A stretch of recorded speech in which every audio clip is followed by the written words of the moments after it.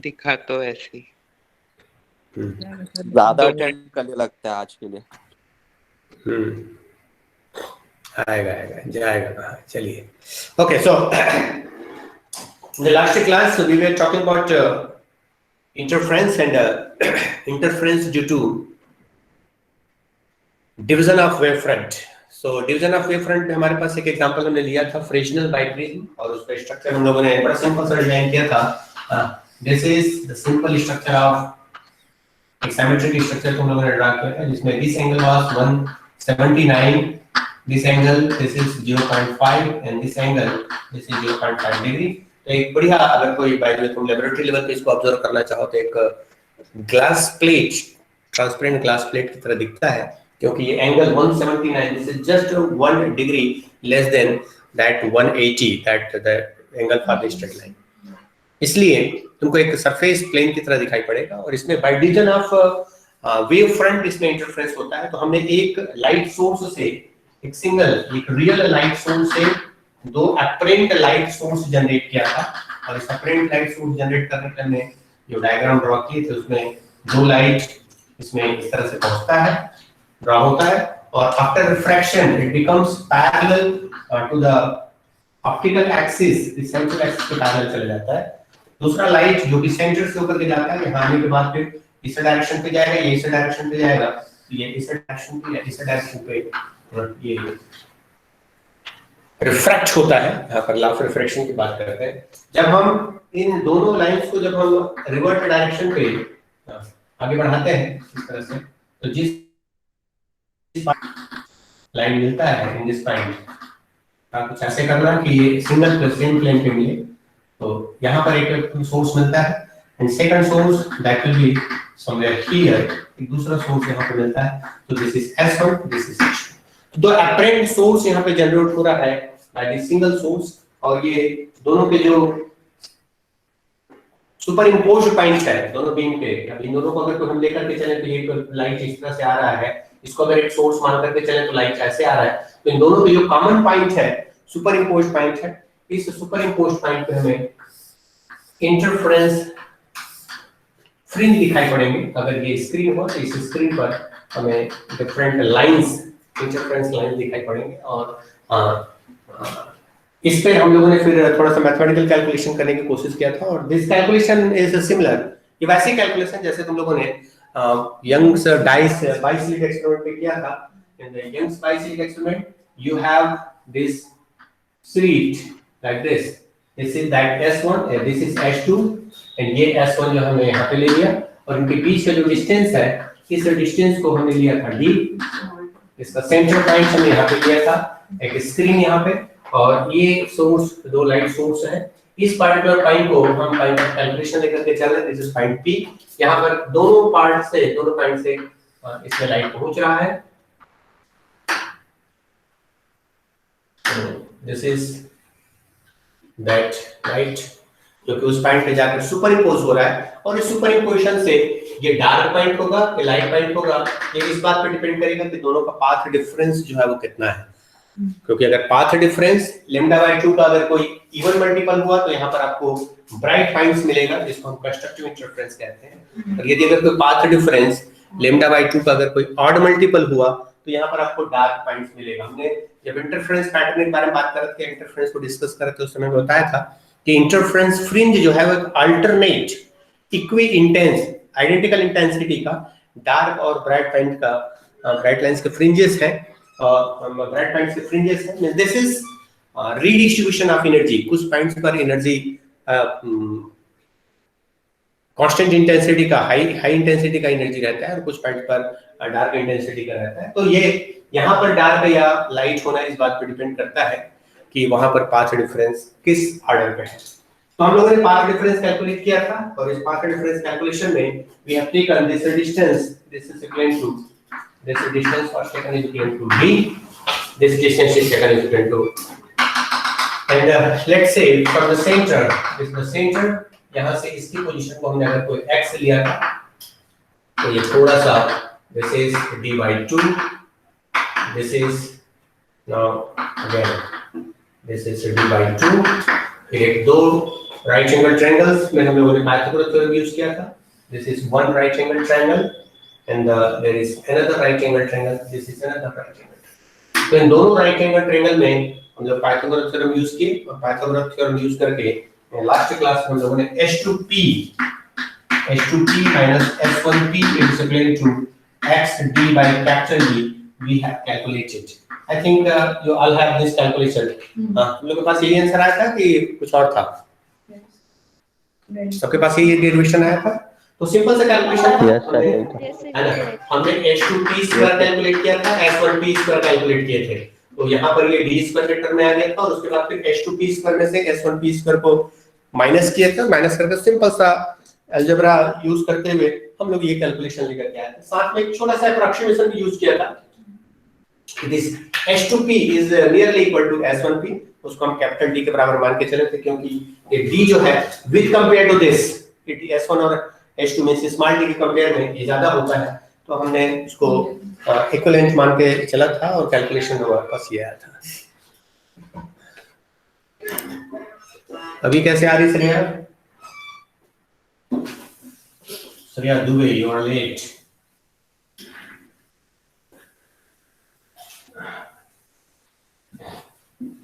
Now, let us use this for constructive and destructive interference.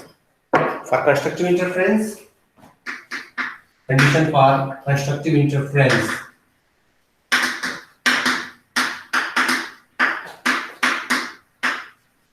Is that this delta that must be equal to even multiple of lambda by 2, or one can write this is n lambda. So even multiple of lambda by 2 होना चाहिए path difference constructive के लिए. तो इसको आप compare कर दीजिए. So this is xd by capital D that must be equal to n lambda. And now since n is using here n is equal to 0, 1, 2 and so on. कौन सी करते हैं? इसमें तो 0 हो जाएगा ना. श्योर. पाथ डिफरेंस 0 होने पे भी प्रॉब्लम नहीं है, आइडेंटिकल हो जाएगा और कंस्ट्रक्टिव भी आएगा. So this is 1 2 3. 0 भी रखने में कोई इसमें मैथमेटिकली कोई प्रॉब्लम नहीं होनी है. 0 भी लिया जा सकता है क्योंकि पाथ डिफरेंस में अगर कोई 0 हो रहा है तब भी that is good one. So this is 1 2 3. So xd by d. अब यहाँ पर n यूज कर रहे हैं, then we can use this xn. So we will have this xn is equal to for nth point, वो जो p point हमने लिया था उस p पॉइंट को हम लोग nth पॉइंट अगर कोई लेकर चलें तो this is xn. So one can write this xn is equal to n lambda capital D by small. यहाँ पर थोड़ा सा कैलकुलेशन करते हैं फ्रिंज विड्थ के लिए. तुम लोगों ने किया होगा फ्रिंज विड्थ मतलब दो सक्सेसिव फ्रिंज के बीच का डिस्टेंस. अगर कोई एक डार्क पॉइंट है और दूसरे डार्क पॉइंट है, इनके बीच का जो डिस्टेंस होगा इस डिस्टेंस को फ्रिंज विड्थ कहा जाता है. So we will calculate this fringe width beta. अगर इसको मैं xn अगर कोई ले रहा हूं, इफ दिस इज xn तो नेक्स्ट फ्रिंज को मैं ले लूंगा दिस इज xn + 1. या इससे पहले का अगर कोई लेना चाहूंगा that will be xn - 1. Okay. So this fringe width beta, this is so the fringe width beta is the difference between either two dark or two bright lines or points. One can write lines or points. अगर point के form में आ रहा है तो points हो जाएगा. अगर lines के फॉर्म में अगर कोई फ्रिंज मिल रहा है जैसे बाइब्रिज में मिलेगा तो दो ब्राइट लाइंस के बीच का distance successive, you should write the difference between two successive तो सक्सेसिव डार्क और ब्राइट पॉइंट्स. सक्सेसिव टर्म यहां पे यूज करने जरूरत है. तो कोई भी दो डार्क पॉइंट या ब्राइट पॉइंट्स को नहीं ले सकते. तो फ्रिंज विड्थ बीटा ये हमको कैलकुलेट करना है. So here we have this xn. एक पॉइंट हो गया. हां, एक डाउट करो. फ्रिंज विड्थ अगर दो सक्सेसिव के बीच को बोलेंगे हां तो जब दो एक्चुअल में फ्रिंज तो एक अगर ब्राइट फ्रिंज मिल रहा है तो बीच में जितना कुछ पोर्शन जो वाइट होगा हाँ जी, उसको क्या बोलेंगे? चलिए, this is the bright lines, let's say these are the bright lines. Okay, these are the bright lines. In between two bright lines हमारे पास dark lines हो सकते हैं. So these are the dark lines in between. ये total one alternate dark and bright lines मिल करके interference pattern बनाता है, interference fringe बनाता है. This is the dark lines. So ये डार्क लाइंस हो गए और ये जो है this is the bright lines. So successive the bright and dark करने पर क्या हो गया, this is beta. Beta means either two bright lines या फिर टू डार्क लाइंस. कोई भी सक्सेसिव डार्क लाइंस और ब्राइट लाइंस के बीच में जो डिस्टेंस होता है उसको फ्रिंज विड्थ कहा जाता है. ये हमको कैलकुलेट करना है बीटा. तो अगर हमने इसको अगर कोई लिया है, this point is taken as xn, then next will be xn + 1. तो यही चीज हम यहां पे करने की कोशिश कर रहे थे. This is xn, so the next will be xn + 1. So xn + 1 it is equivalent to n + 1 lambda capital D by small d. Now you can calculate beta. So the fringe width beta will be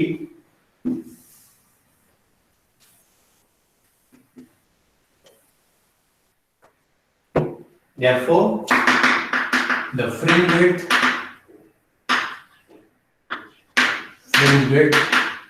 beta, that is equal to xn + 1 minus xn. This is equal to n + 1 lambda d by small d minus n lambda d by small d. This is equal to what will be, n वाला term cancel हो जाएगा. So this is lambda d by small d.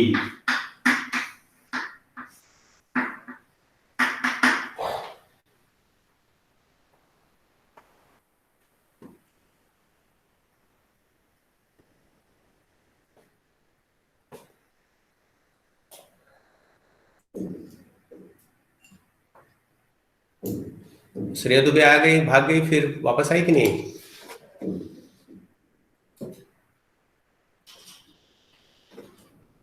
उसको बुलाया जाए, हाजिर किया जाए. कहाँ भाग ली हो? प्रिया सिंह है कि स्क्रीनशॉट ले लिया सर. क्या ले लिया सर? आदित्य स्क्रीनशॉट ले लिया. अच्छा, इसके बाद उसको बोल दिया तो निकल ले, मैंने स्क्रीनशॉट ले लिया. ऐसा वो नहीं पता सर. वैसा नहीं. ये नाम से नहीं हूँ. जिस समय मैं रोल नंबर लेने के लिए डालने के लिए बोलूंगा ना, मैं रोल नंबर के बेसिस पर, हाँ, रोल नंबर डालने के बाद फिर उसका स्क्रीनशॉट जरूरी है ना. इसका मैं वो नाम को थोड़ी छूट करूंगा मैं. So this is the fringe width between two bright lines I have calculated. अब डार्क के लिए इसको सेम कैलकुलेशन कर ले. तो क्लियर है हमने क्या किया? हमने जो रिलेशन लिया दैट इज xn के लिए सॉल्व किया और xn के लिए सॉल्व करके xn + 1 के लिए सॉल्व किया और उसके बाद फिर दोनों के बीच का डिफरेंस निकाले. This is xn + 1 - xn. ये 12th क्लास में तुम्हारा क्या हुआ है तो कोई मेजर इशू नहीं होगा कि सर मुझे समझ में नहीं आया टाइप से. लेकिन ना calculation you should perform calculation yourself. Line repeat कीजिए ना. Which one sir? 2 ब्राइट्स के बाद. So this is the fringe width beta is the difference between two successive dark or bright lines. अगर पॉइंट के form में है तो इसको पॉइंट लिख सकते हैं, but in this case this his lines. और यहाँ पर मैंने xn की वैल्यू पहले लिखा हुआ था, यहाँ पर इसलिए मैंने xn + 1 लिखा हुआ है. So here I have mentioned xn and it's equal to n lambda d by small d. This was xn and this is xn + 1. So this is n + 1 lambda d by capital D by small d. चलिए dark के लिए calculate कर लें. For destructive interference,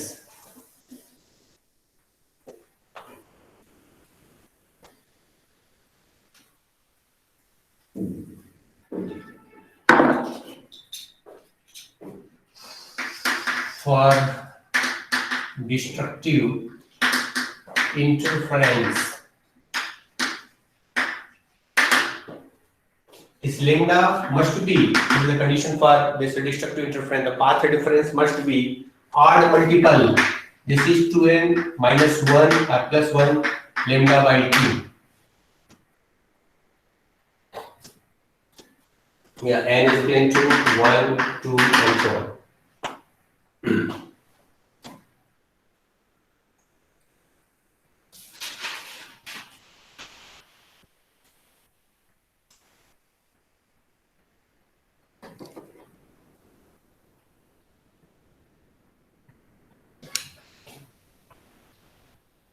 Okay, so this is x d by capital D,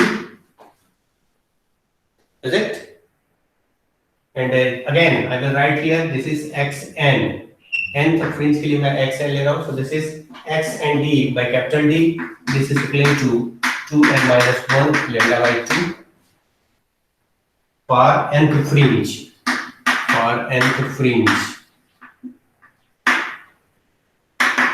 Second, for n plus 1 fringe. एक fringe और आगे कर रहे हैं. So that will be x. So first of all, I should write this is x n is equal to 2n minus 1 lambda by 2 by small d multiplied by capital D. For n plus 1 fringe is x n plus 1. This is equal to, this is 2 n plus 1 minus 1 lambda by 2 capital D by small d.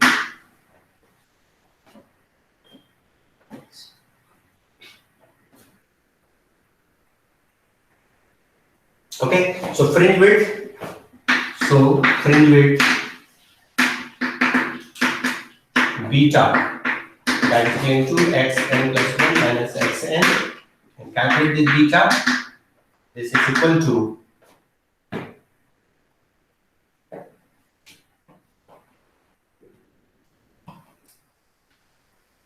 lambda d by small d.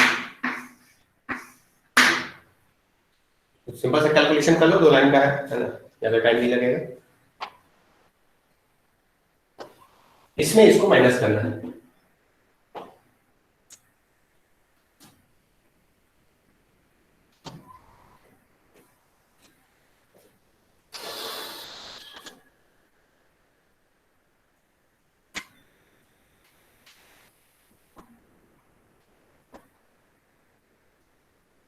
हो गया Rohan Singh? Calculation होते जा, बताते जाना भाई.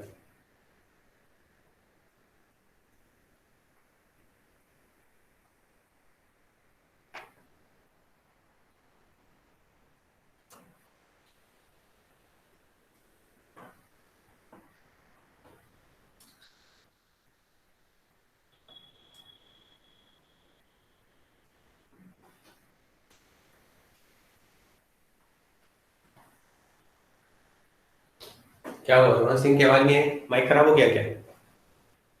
No sir, नहीं हुआ है. हाँ, हो गया कैलकुलेशन? No sir. जल्दी जल्दी जल्दी. आ गया. अयन खान, यस सर. आ गया तुम्हारा? नो सर, चल रहा है. जल्दी जल्दी जल्दी फास्ट.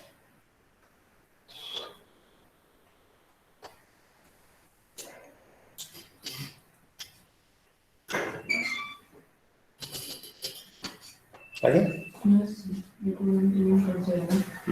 Plus करना है.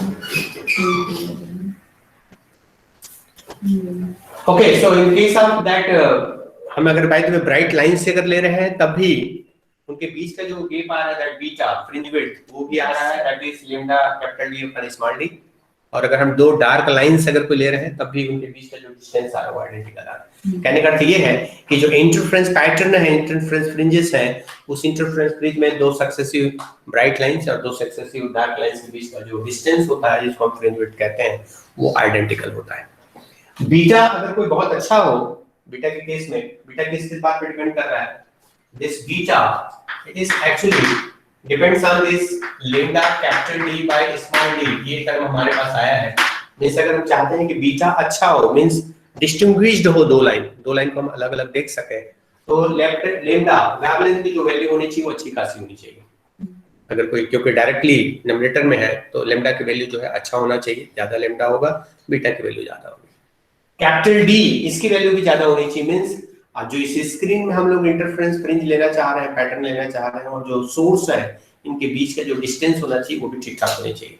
बहुत कम डिस्टेंस होगा तो आपको बीटा जो है वो क्लियरली दिखेगा नहीं।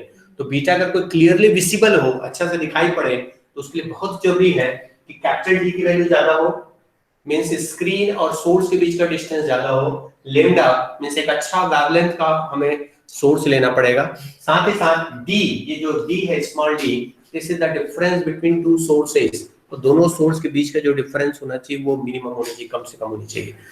सो बेटर बीटा के लिए स्मॉल डी मिनिमम होनी चाहिए, कैपिटल डी अच्छी खासी मैक्सिमम होनी चाहिए, और लेमडा जो है वो भी डिस्टिंग्विश्ड होनी चाहिए, और उसकी वैल्यू भी ज्यादा होनी चाहिए। अब हम फ्रेशनल बाइप्रिज्म की जो एप्लीकेशन है, उस एप्लीकेशन में ये लेमडा का डिटरमिनेशन के बारे में आता है एक्सपेरिमेंटल। तो this beta, this is used, so let us determine the wavelength of source by Fresnel biprism. ये ऑब्जेक्टिव रहता है लेबोरेटरी में कि हम इस इंस्ट्रूमेंट के जरिए से, फ्रेशनल बाइप्रिज्म के जरिए से, उस सोर्स का जो भी गिवन सोर्स है उस सोर्स का वेवलेंथ कैलकुलेट कर सकते हैं by using interference method. So here we use this formula, this beta is equal to lambda D by small d, और लैम्डा जिसकी वैल्यू हमें कैलकुलेट करनी है, so this lambda is equal to beta multiplied by d upon capital. This is the formula we will use to find the value of lambda. Lambda की value find करने के लिए ये formula means अगर हमें lambda find करनी है तो हमारे पास तीन वेरिएबल एक्सपेरिमेंटली मेजर करने की जरूरत पड़ेगी। पहला करनी पड़ेगी बीटा, दूसरा जैसे स्मॉल डी मींस दोनों सोर्स के बीच का डिस्टेंस, और तीसरा कैपिटल डी सोर्स और स्क्रीन के बीच का डिस्टेंस। अगर ये तीनों हम लोगों ने एक्सपेरिमेंटली मेजर कर लिया तो हम लैम्डा कैलकुलेट कर सकते हैं।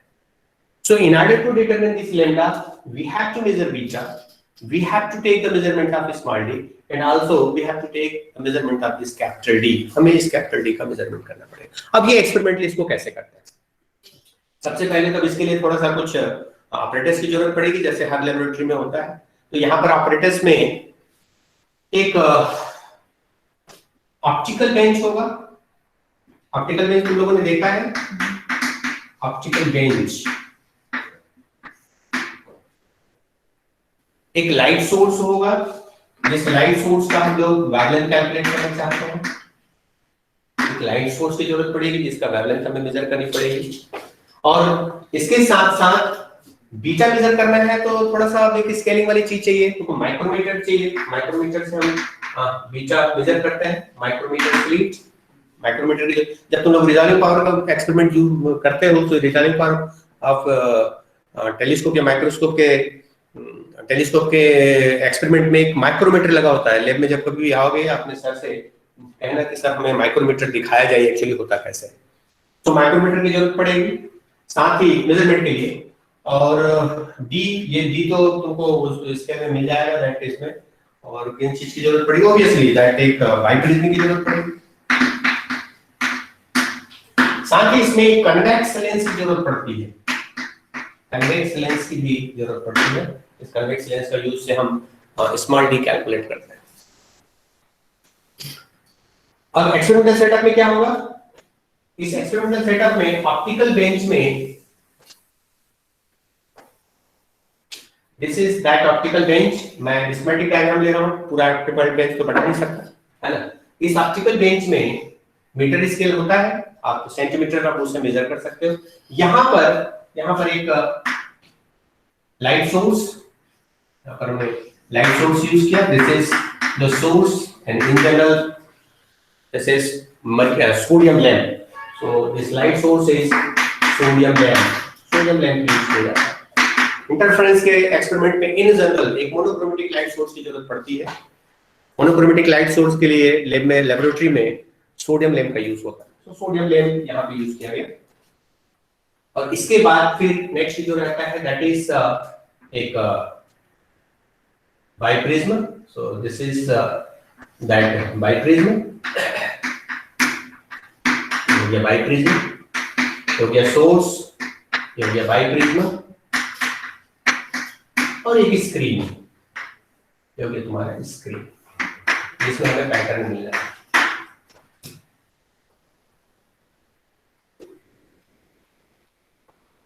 तो एक स्क्रीन जिसमें हमको इंटरफेरेंस पैटर्न मिलनी है, एक बाइप्रिज्म और एक यहाँ पर सोर्स, लाइट सोर्स।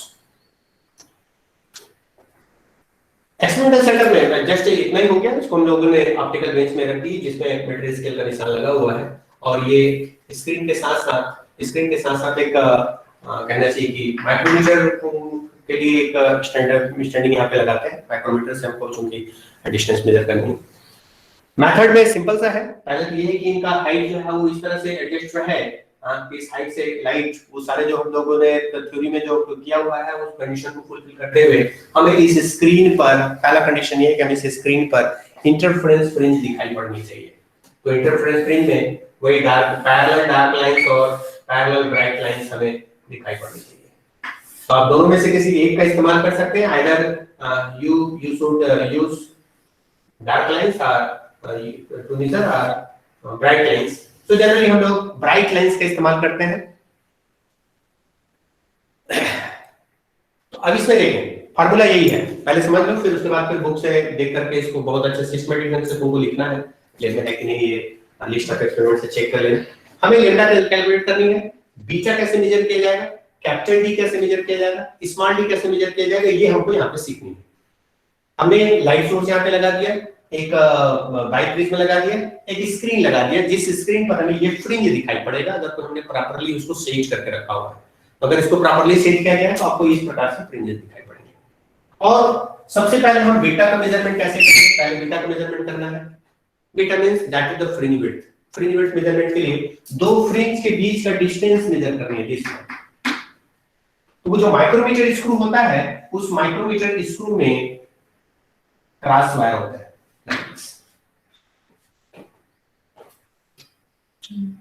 इसका स्केलिंग वैसे ही होता है जैसे तुम लोगों ने स्क्रू गेज जो वर्नियर कैलिपर्स में पढ़ते हो ना, दो स्केल होते हैं, वर्नियर स्केल होता है, एक मेन स्केल होता है और एक सर्कुलर स्केल या वर्नियर स्केल होता है, वैसे यहाँ पर भी होता है।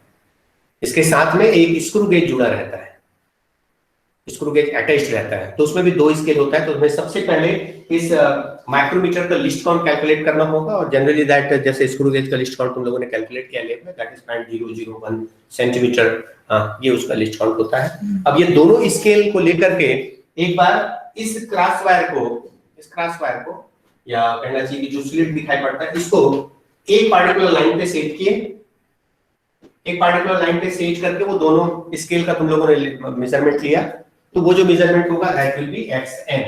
तो यहाँ पर तुम्हारे पास एक मैन स्केल का मेजरमेंट होगा, तो that will be xn। xn निकालोगे, xn में क्या करना पड़ेगा, एक मेन स्केल का रीडिंग रहेगा, मेन स्केल रीडिंग, और वर्नियर स्केल का रीडिंग रहेगा, टोटल निकालिए। This is part of first line. इसके बाद उसको थोड़ा सा शिफ्ट किए, माइक्रोमीटर स्क्रू है, इसको थोड़ा सा शिफ्ट किए, शिफ्ट करके इस क्रॉस वायर को दूसरे लाइन पर लाए, और दूसरे लाइन पे लाने के बाद फिर से इसका मेजरमेंट लिए, that will be xn plus 1। इसमें भी तुम्हारे पास मेन स्केल होगा, वर्नियर स्केल होगा, टोटल होगा, इन दोनों का डिफरेंस जैसे तुमने निकाला तो बीटा कैलकुलेट हो गया। अब इसको दो अलग-अलग, यहाँ पर इन दोनों लाइन के बीच ले लिए, किसी और दो लाइन के बीच ले लिए, किसी और दो लाइन के बीच ले लिए, सक्सेसिव राइट, और उसका एवरेज निकालिए, that average will be average value of beta. तो दो से तीन एक मेजरमेंट लेकर के इसका एवरेजिंग करके हम बीटा कैलकुलेट कर सकते हैं। Now capital D is also easy. Optical bench.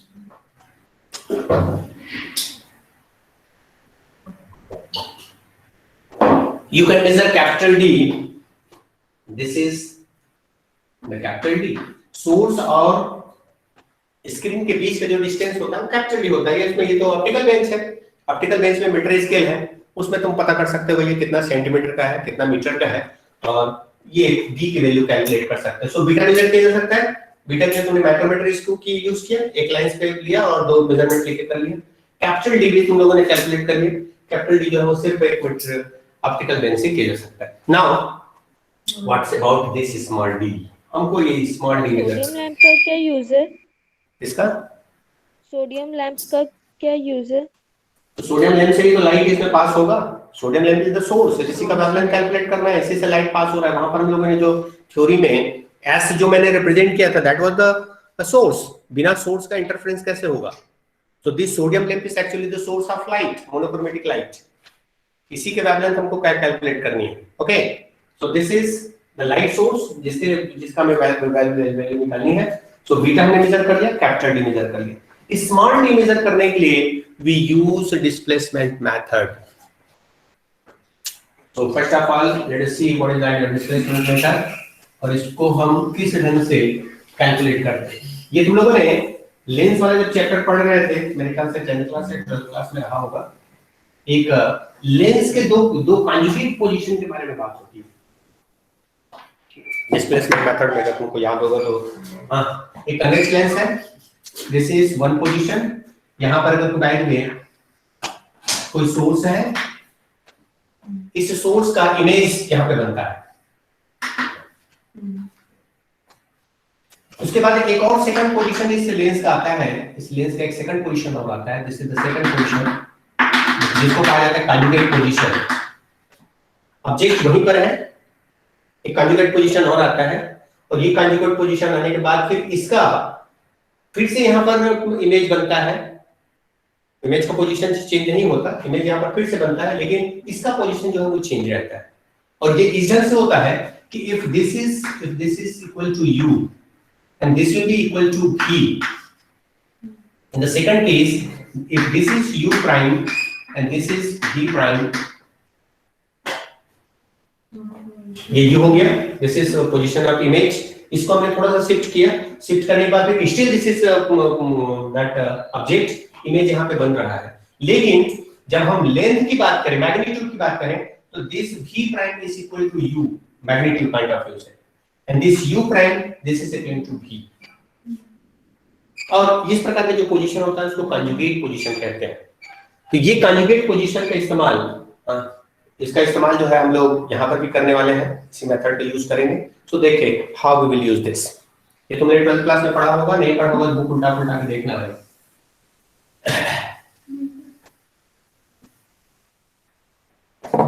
क्या नहीं आ रहा है? पढ़ेगी सर दो प्रिज्म एक साथ जॉइंट रहते थे, वो वाला ना? क्योंकि ऑप्टिक्स हम बहुत अच्छे से किए। ऑप्टिक्स में 10th क्लास में रहा होगा या 12th में रहा होगा? सर 12th में सर दो प्रिज्म रहते थे एक साथ। 10 का होगा तो मेरी याद नहीं। मुझे ध्यान नहीं है। वो तुम लोग वो जो तुम कांस्टेंट डेविएशन विदाउट डिस्पर्शन और डिस्पर्शन विदाउट डेविएशन इसकी बात कर रहे हो, यहाँ पर ऐसा नहीं। ये कॉन्जुगेट पोजीशन लेंस के लिए होता है ना। चलिए अपन इसको डिस्कस कर लेते हैं एक बार फिर से, नो प्रॉब्लम।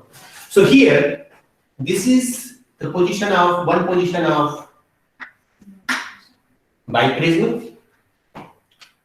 light source, हमने दो light source, this is मैंने एक light source का position, this is that position of apparent sources, this is S1 and S2। ये जो position होगा this will be now U, और ये सारी चीजें जो है वो हमारे ऑप्टिकल बेंच में स्थित है, ये ध्यान में रखना। ओके, यहां पर एक लेंस यूज करते हैं, मैंने कहा था कि इसमें कॉन्वेक्स लेंस की भी जरूरत पड़ेगी। तो this is one position of convex lens,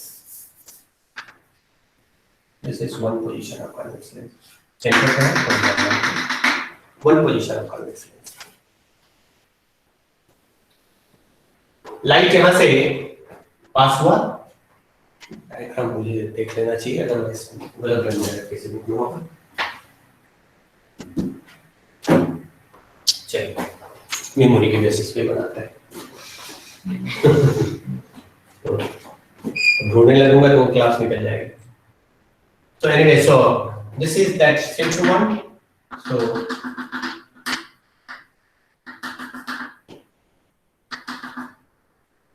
diagram बनाते समय ध्यान में रखना है।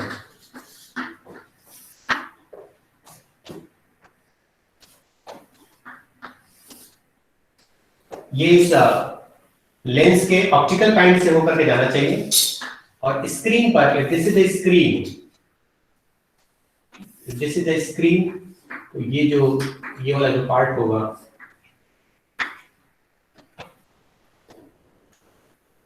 Okay, so this is the first position of lens L1।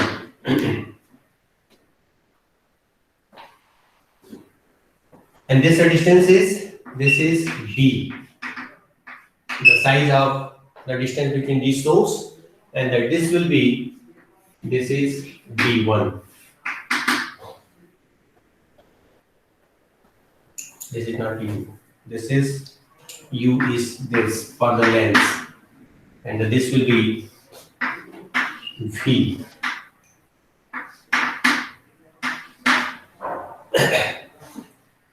Displacement method.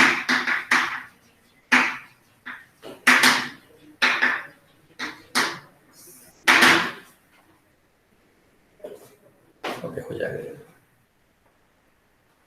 Okay, so this is the source. एक बाइप्रिज्म में तो है ही, इसके सामने मैंने वो लेंस लगाया, कन्वेक्स लेंस, जिसको मुझे यूज करना था, और इसको मैंने सेट किया इस प्रकार से सेट किया कि जो स्क्रीन है, इस स्क्रीन पर मुझे इस सोर्स का इमेज दिखाई पड़ना चाहिए. ये पॉइंट सोर्स है, तो 2 पॉइंट सोर्स है, मुझे दिखाई पड़ना चाहिए. अब ये इस लेंथ को मैं मेजर कर सकता हूं because I have micrometer.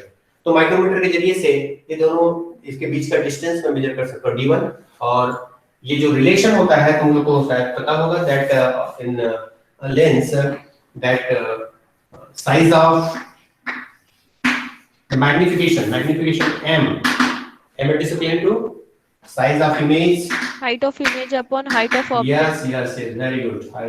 Size of image and the size of object, and this is also equal to the distance of Minus v distance of image by distance of object. So this is equal to, this is d1, so d1 by d, it is equal to v by u.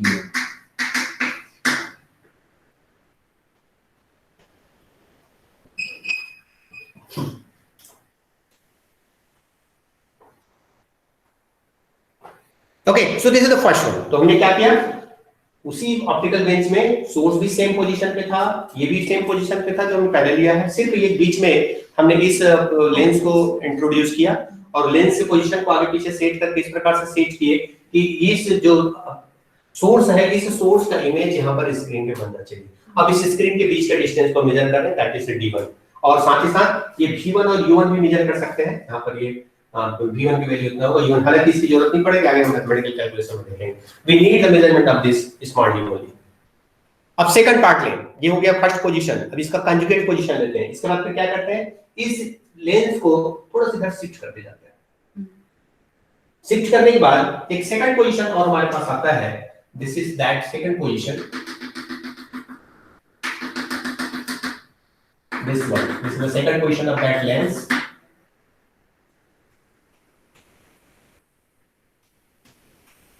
This is L2. L2 means not, हम दूसरा lens नहीं ले रहे हैं, याद रखना यही lens था. इस लेंस को हम लोगों ने शिफ्ट किया.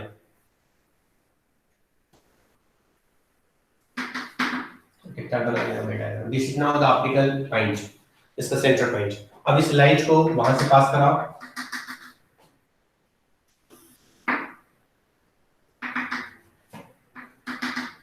डायग्राम में लाइन बिना स्केल का खींचना अपने आप में चिल्ला वाला काम रहता है. ओके, थोड़ा दिख रहा है schematically. And this is now the new position of image, then this will be d2.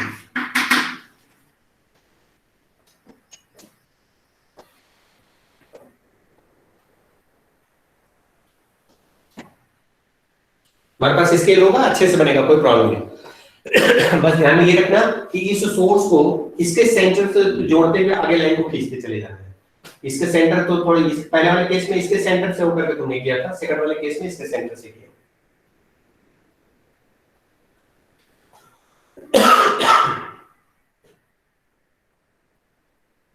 And again, second, that now this will be, this is u prime and this is v prime. So that d2 by d, that size of image, that is d2 upon d, it is equal to now v prime by u prime. ये image हो गया v prime and this is u prime. This is equation number 2. in conjugate position, in conjugate condition,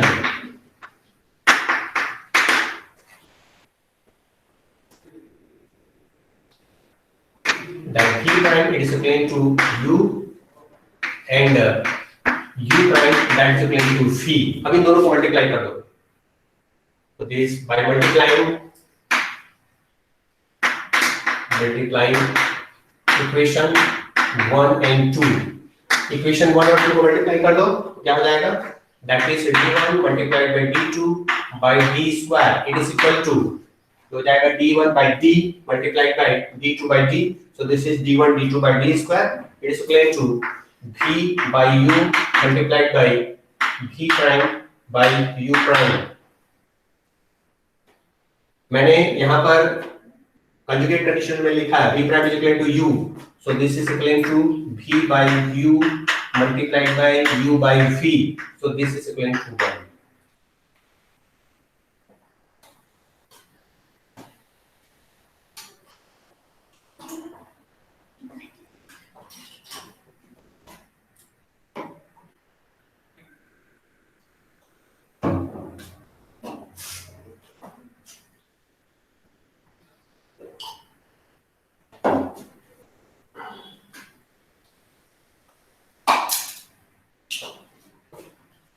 sir d2 by d is equals to u prime v prime upon u prime है ना? हाँ, this is v prime. Obviously, देख source image का size रहता है ना, वो image तो हमेशा v लेते हैं हम लोग, so this is v prime by u prime, this is v prime, this is u prime. हाँ, लेकिन conjugate condition में क्या है? This v prime is equal to u, तो डायग्राम बनाते समय ये भी थोड़ा दिखना चाहिए, and this u prime that is equal to v, तो यहाँ पे मैंने लिख दिया v prime is equal to u and u prime is equal to v. इस वैल्यू को यहाँ पे पुट करोगे तो u से कैंसिल हो जाएगा, v से कैंसिल हो जाएगा, so d1 multiplied by d2 by d square is equal to 1, so d will be equal to, so this implies d is equal to root of d1 multiplied by d2. Sir v prime is equals to u क्यों लिए? Conjugate condition, ये displacement method में lens के एक property होती है जिसको conjugate condition कहा जाता है. ये कन्वेक्स लेंस में तुम लोग गूगल करके देखना, हालांकि 12th क्लास की बुक में मैंने कहीं पे देखा था, ऐसा मुझे ध्यान आ रहा है. हाँ, हमारे टीचर ने उसको कैसे मिस किया पता नहीं, but this displacement method to find out that focal length, बड़ा फेमस मेथड है डिस्प्लेसमेंट मेथड. इसमें दो कंजुगेट कंडीशंस होते हैं जहां पर इमेज सेम पोजीशन पे बनता है, बस ये है कि साइज उसका थोड़ा सा छोटा हो जाता है और कुछ नहीं, मैग्निफिकेशन साइज छोटा हो जाता है लेकिन सेम पोजीशन पे बनता है. ये कन्वेक्स लेंस की प्रॉपर्टी होती है, इसको हमने यहाँ पे यूज किया है.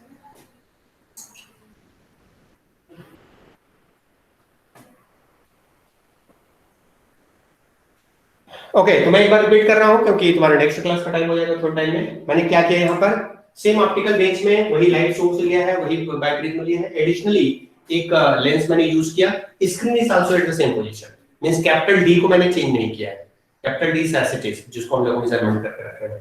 पहला हम लोगों ने लेंस को स्लाइड करके एक पर्टिकुलर पोजीशन पे लाया जहां पर इस स्क्रीन पर मुझे एक इमेज दिखाई पड़नी चाहिए.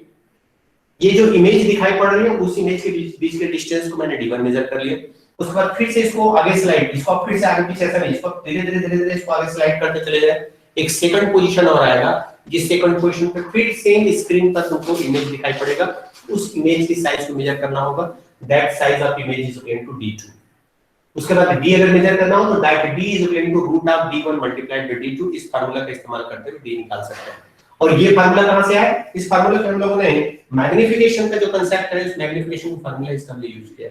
m is equal to size of image by size of object, to d by d is equal to v by u.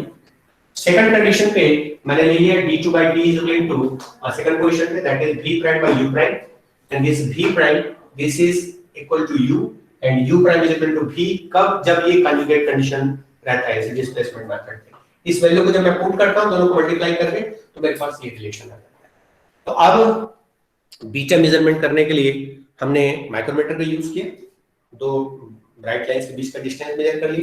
Capital D के लिए सोर्स और स्क्रीन के बीच का डिस्टेंस को हम मीटर स्केल से मेजर कर ली.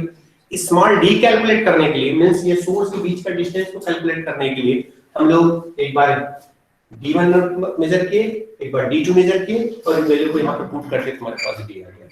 ये तीनों वैल्यू को जब हम पुट फिल करते हैं, सब्स्टिट्यूट करते हैं, तो हमारे पास लैम्डा की वैल्यू आ जाती है. So we can calculate this lambda. So lambda is equal to beta multiplied by that capital D by small d. Is it? The small d or capital D. Yes, it's small d.